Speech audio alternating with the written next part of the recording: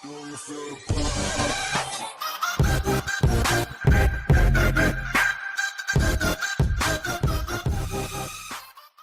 what's going on, guys? This is Fire Trader from firetrading.org, and I'm going to do a video today going over entries, exits, and scaling in and out of positions. So this is a pretty important webinar, and I wanted to sort of go into a bit of detail on this. I'm not going to try to make it a very long video, but there's a lot of stuff to go over on this topic. So we'll just jump into it. I made a PowerPoint here to kind of keep me on track. So entries, exits, and scaling in and out of trades. So the first thing that I want to go over here, just something that I want to mention, is that there is no right or wrong way to trade. Okay, there's no secret magical formula that's going to fit everybody's trading style. Okay.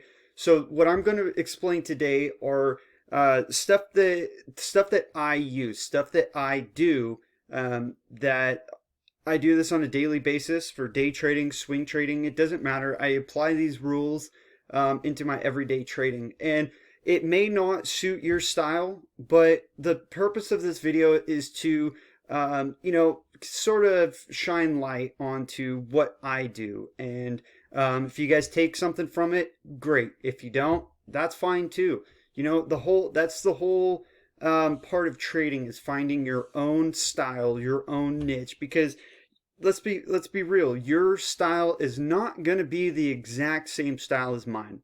Okay? It's just not. And the purpose of this video is to just show you guys what I do, so maybe you guys can take some ideas. Maybe you guys can apply these ideas. Maybe you can twist them your own way a little bit. So that's sort of the purpose of this video, okay? And I just wanted to go over that real quick. So first things first, entries and scaling in. Okay, when I'm trading, to combat emotional driven trades, I like to try to think as much as I can as if I was a robot. Okay. And what that means is I find specific criteria or specific things that meet my criteria, and I take the trade. And if those things go in my favor, great. I'll write it out until I have predetermined exits where I'll exit, I'll scale out. Now, the reason why I go into this with a robot mentality is because I don't, one of the biggest problems among traders is letting their emotions judge their trade for them. And this is one thing that you don't want to do. Imagine yourself as a robot. If a certain criteria was met, you take the trade, and you get out of the trade when either one of two situations hit. Either you get stopped out or you hit your profit target. Okay? Now, that's sort of the mental aspect behind it. Okay? Now, one thing that I like to look for is I like to make sure that when I'm looking at a stock long, I like to make sure that the price is above whichever momentum moving averages that I'm using. And some pretty common ones here are going to be the 5, 9, 10, 13, and 20. I personally like to use the 5.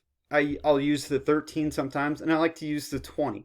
And here in a minute, I'm going to be going over time frames in which I like to use those. But I like to break them down into smaller and smaller and smaller time frames. Okay?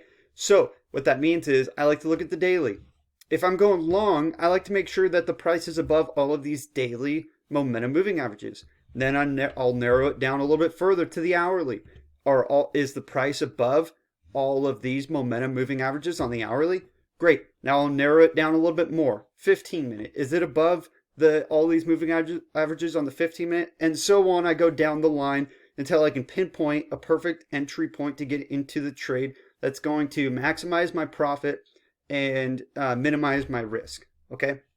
Now, another thing that I like to do is I like to take a trade, enter a trade out of the break of a consolidation period.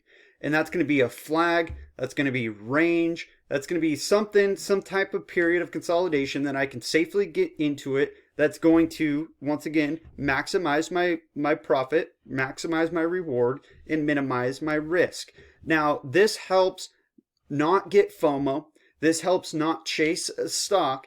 And when you wait for these periods of consolidation and you take it on this break out of these periods of consolidation, it helps ease the nerves a little bit that you're not chasing. You're not taking this trade off of emotions because you feel like you're missing out.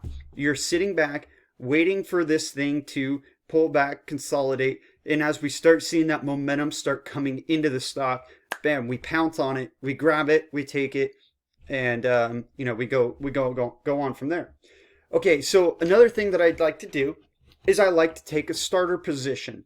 Then when the stock goes in my favor, I will add into that stock when it is going in my favor. Now, this is one thing that I see a lot of people do that is really not good, is they add into losing positions. They average down, but instead I like to average up. So it's a little bit of sense of security when I know the stock is going in my favor, and I'll add into my position. Yeah, I'm bringing my average up, but that's fine as long as it's a little bit of comfort feeling when I know the stock is going in my favor, rather than adding to a losing position to try to bring my average down. I've always liked the saying, it's better to be wrong with half your position than to be wrong with your full position. That's why I take a starter size, and then once the stock starts going in my favor, that's when I'll add into it. Okay. Now, what I like to do or sort of the same topic here on starter position is I like to take a starter position on lower time frames, so a 1 minute, a 5 minute, and I'll take the starter position on those smaller time frames. Okay, now once we start getting that stock to go in our favor, and we start getting confirmation flag break on the 15 minute and the candle closes over the downtrend break, that's when I'll add into my full position, because now I've got the lower time frames and now I've got the higher time frames confirming in my favor, which is, going to give me more confidence that the stock is going to go in my favor, and that's when I'll go ahead and add into my position. Okay, so that's sort of scaling into it. That's taking the entry, making sure that the stock is above all of our momentum averages, taking it out of a consolidation period, scaling in, starter size, scaling in. Now let's start going over exits and scaling out. Okay, so I'm not going to go into plotting resistance levels, technical levels. I can do another video going over that. But what I like to do is every single resistance level, I like to take something off. And usually what I'll do is I'll take them off in quarter-sized positions. So say I took 1,000 shares of a stock. The first resistance level, I'm going to be taking off 250 shares, or maybe sometimes I'll be taking off half my position, 500 shares. Okay, in this instance, we'll say quarter positions. So we hit that first resistance. I'm going to be taking off 250 shares. The next resistance, I'm going to be taking off another 250 shares. The next resistance, I'm going to be taking off another 250 shares. And the reason why I do that is because every time a stock comes up to a resistance level, there is the chance that that stock is going to roll over and turn around on you. That resistance there is there for a reason.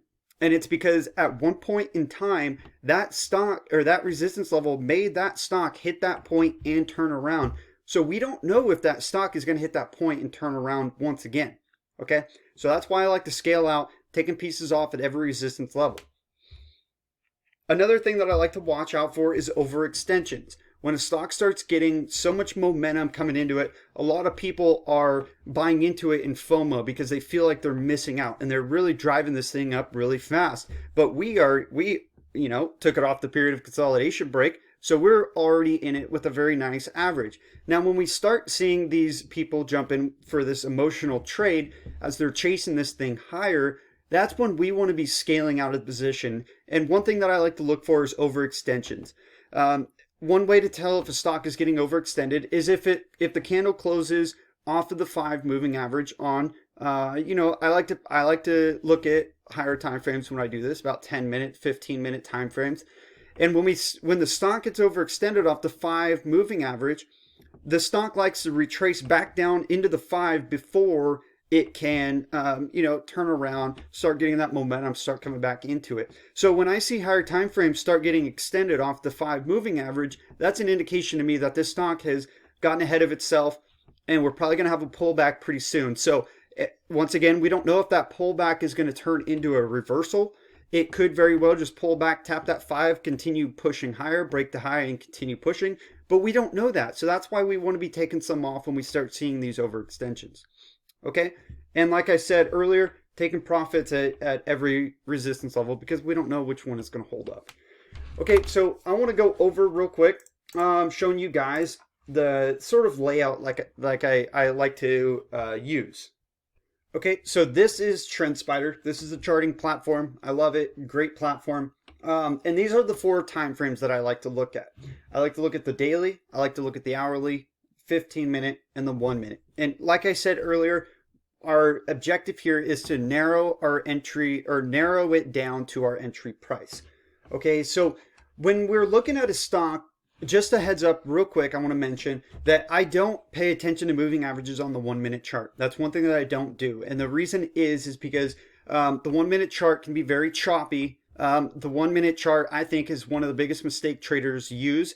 One of the biggest mistakes traders make is using smaller time frames like the 1-minute chart, because it is very choppy and it makes people make some really emotional rash decisions when they see some quick rapid movement or something on the 1-minute chart. But if you take a step back, look at the 15-minute, you'll realize that the trend is still intact, so on and so forth. But I don't like to pay attention to the moving averages because quite often the 1-minute chart is in and out of these moving averages with ease. So they don't really pay much attention to them. Now, moving averages on the 15-minute, 1 hour, and daily are the ones that I'm really going to be paying attention to. So, like I said earlier, we want to make sure that the stock is above these momentum averages. So, we've got the 20, 50, and the 200 moving averages here on every time frame.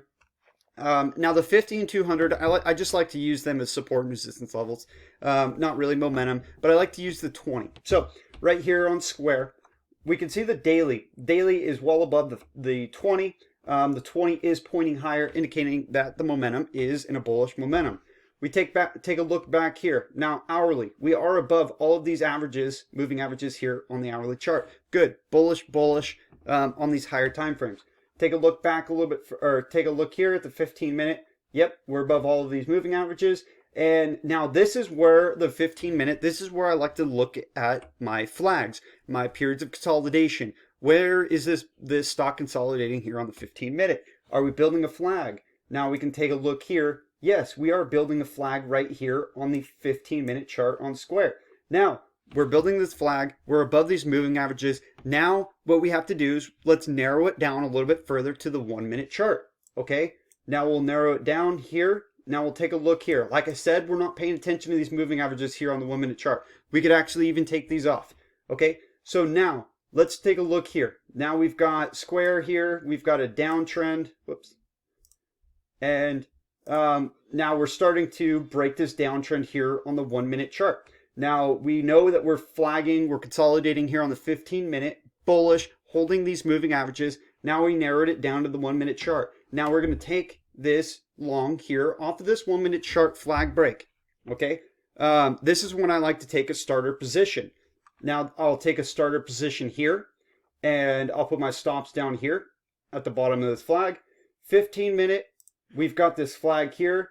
So we are, in this trade already as we're breaking this flag. Now, when we get 15-minute confirmation and we get this 15-minute candle to close above this trend line, this is when we're going to add into my full position, and I'll move my stops up, which I'll move my stops up here, a little bit further, and then we'll write it out as long as it's holding above this 20 moving average.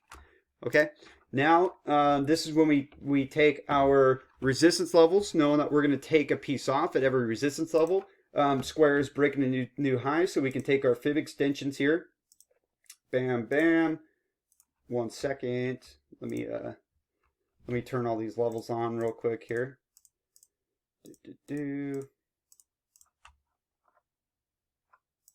Okay, so now we're going to be using these resistance levels for profit targets. As you can see right here, square didn't come up to any of these resistance levels, but that's when we use our moving averages. That's when we use our 5. When it starts getting extended up to 5, that's when we're going to be taking profits, and so on and so forth.